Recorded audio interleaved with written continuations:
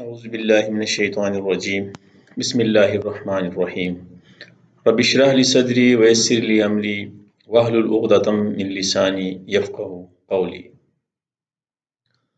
Last lecture میں ہم نے ڈسکس کیا تھا کہ نبی اکرم صلی اللہ علیہ وآلہ وسلم نے منافقین کی کچھ ظاہری نشانیاں امت کو بتائی ہیں۔ یعنی منافق بات کرتا ہے تو جھوٹ بولتا ہے، وعدہ کرتا ہے تو وعدہ خلافی کرتا ہے، امانت میں خیانت کرتا ہے اور لڑائی میں حد سے گزر جاتا ہے، گالم گلوچ پہ اتر آتا ہے۔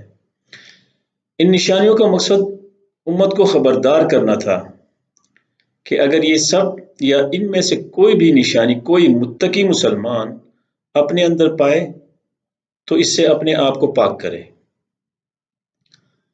یہاں متقی کا لفظ میں نے اس لیے یوز کیا ہے کہ صرف ایک متقی مسلمان ہی آخرت پر پورا یقین رکھتا ہے اور اپنے آپ کو بچانے کی ہر ممکن کوشش میں لگا رہتا ہے۔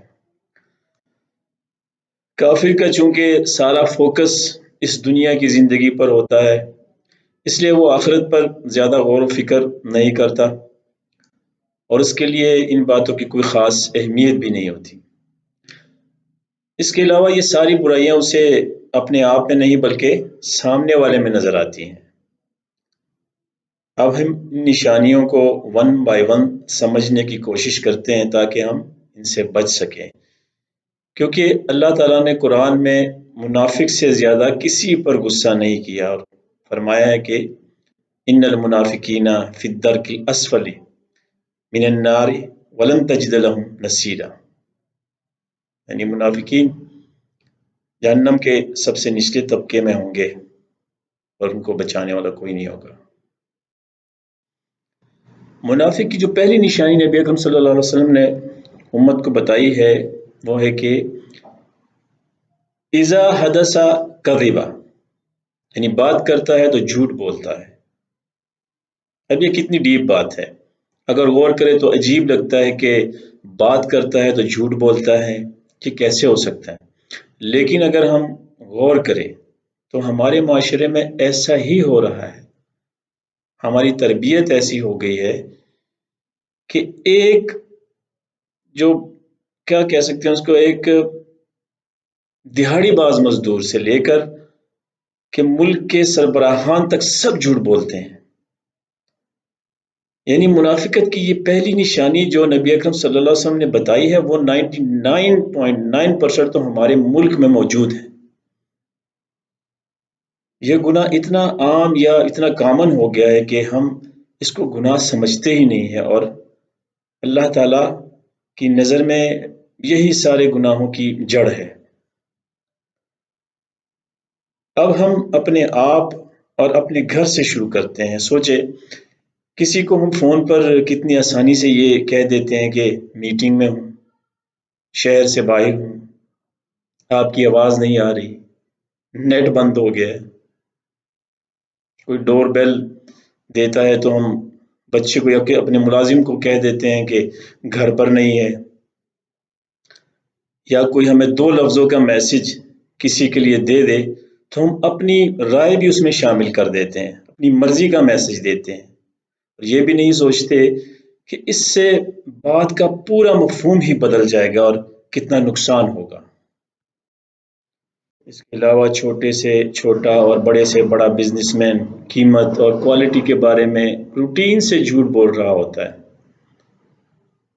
کسی بھی محکمے کا مطلب چپڑاسی سے لے کر اور ملک کے صدر یا وزیر اعظم تک صرف جھوٹ ہے اور انجام ہم سب کے سامنے ہے۔ جھوٹ تو سب بولتے ہیں، لیکن ایک طبقہ ایسا ہے جو اس قدر بے شرمی سے جھوٹ بولتا ہے کہ انسان سکتے میں چلا جاتا ہے، اور وہ ہے کسی بھی، جو میں نے نوٹ کیا، مطلب کسی بھی پولیٹیکل پارٹی کے ترجمان، یہ جب جس پارٹی میں ہوتے ہیں اس کی تعریف میں حد سے گزر جاتے ہیں، بلکہ شرک تک کا گمان ہونے لگتا ہے، اور جیسے ہی وہ پارٹی چھوڑتے ہیں یا چھوڑ کر دوسری پارٹی میں جاتے ہیں، پھر جو اس پارٹی کو گندا کرتے ہیں، تو میں کہتا ہوں کہ انسان کیا چیز ہے، فرشتے بھی لکھتے ہوئے کنفیوز ہو جاتے ہوں گے، بلکہ کانپ جاتے ہوں گے اس کے بارے میں لکھی ہوئی کتاب میں جو پچھلے صفحے مطلب دیکھ کر۔ پارٹی کے ترجمانوں، اس بات کو اپنا ٹیلنٹ نہ سمجھو، بلکہ یہی وہ کتاب ہے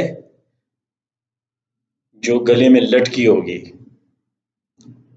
جھوٹ کی یہ صرف چند اگزامپلز ہیں، ہمیں اپنی زندگی میں جھوٹ کو آئیڈینٹیفائی کر کے اس سے بچنا چاہیے۔ غیبت، بہتان، الزام، سب ایسے جھوٹ ہیں جو بلا وجہ بولی جاتے ہیں، ان کا کوئی فائدہ ہی نہیں ہے۔ مطلب اگر بزنس میں کوئی شخص جھوٹ بولتا ہے تو چلو کسی فائدے کے لیے بولتا ہے، لیکن آپ نے کبھی سوچا ہے کہ جب بندہ کسی کی غیبت کرتا ہے یا الزام لگاتا ہے یا اس بہتان لگاتا ہے یا اس کے بارے میں جھوٹی بات کرتا ہے، اس کو کیا فائدہ ہے؟ یہ آج تک اس معاشرے کو سمجھ نہیں آیا، اور اس کی وجہ کیا ہے؟ قرآن اور سیرت سے دوری۔ اب ہم سورہ بقرہ کی آیت نمبر 11 کو سمجھنے کی کوشش کرتے ہیں۔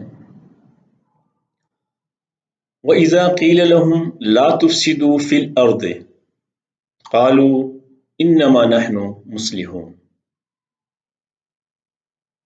اور جب انہیں کہا جاتا ہے کہ تم زمین میں فساد نہ مچاؤ تو وہ کہتے ہیں کہ ہم تو اصلاح کرنے والے ہیں۔ الا انہم هم المفسدون ولکن لا یشعرون۔ یاد رکھو یہی لوگ فسادی ہے، لیکن انہیں اس بات کا شعور ہی نہیں ہے۔ یہاں بھی منافقین کے بارے میں بات ہو رہی ہے۔ اب زمین پر فساد کیا ہے؟ سمپل بات ہے، اللہ تعالیٰ کے احکامات کی نافرمانی۔ اگر ایک اسلامی ملک میں شرعی نظام یا نظام حکومت ہو اور اسلامک قوانین پر عمل ہو تو کیا ایک بھی جرم ہو سکتا ہے؟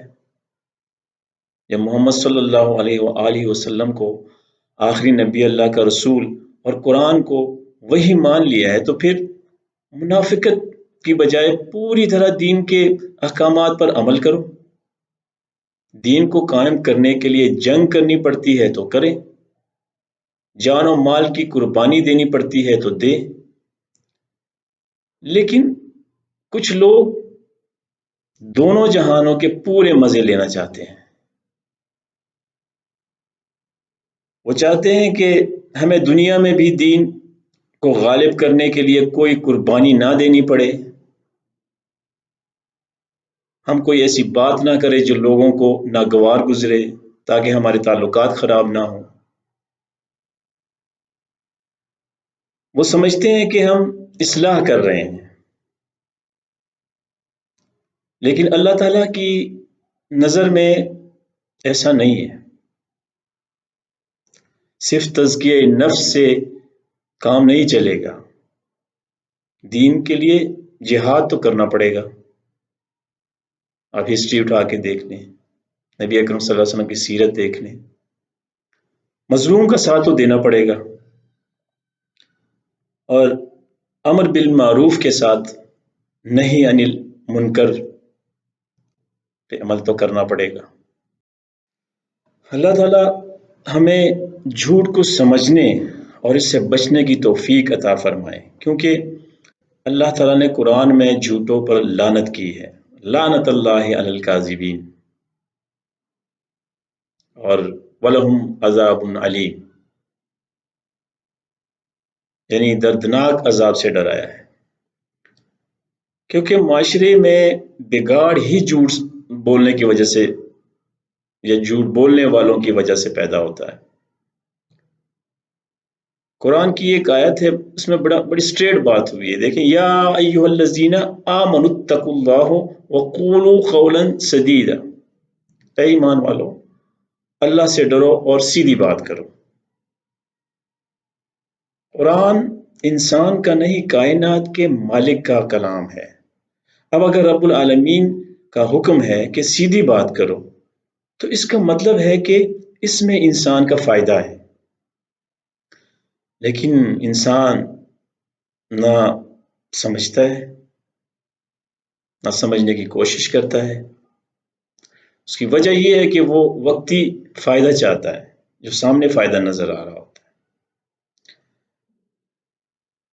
اللہ تعالیٰ ہمیں جھوٹ سے بچنے کی توفیق عطا فرمائے. نیکسٹ لیکچر میں انشاءاللہ مزید نشانیوں پر بات کریں گے. اللہ حافظ.